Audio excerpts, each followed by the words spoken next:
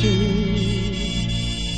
ai fi floarea din mijlocul câmpului.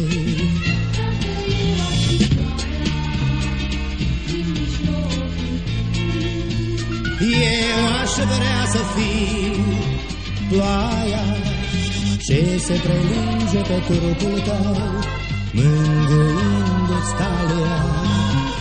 Eu aș vrea să fiu ploaia ce se prelinge pe trupul tău, mângâindu-ți talia.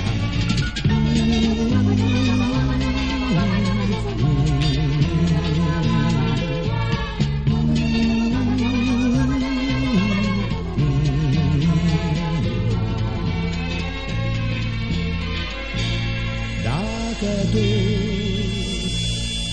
ai fi salcea de pe malul râului,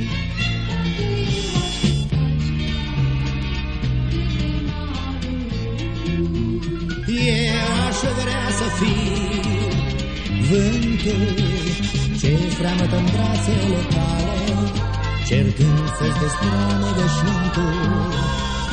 Eu aș vrea să fiu vântul ce freamătă-n brațele tale, cercând să-ți destrame veșmântul.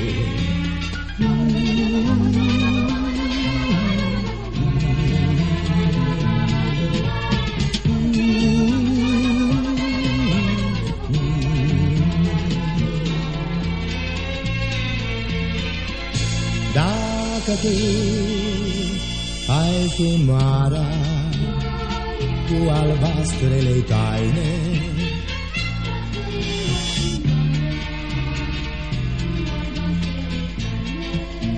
eu aș vrea să fiu cerul desfășurat în înalturi, să-ți soarbă în săruturi misterul. Eu aș vrea să fiu cerul desfășurat în înalturi, să-ți soarbă în săruturi misterul. Mângâindu-ți talia, cercând să-ți destrame veșmântul.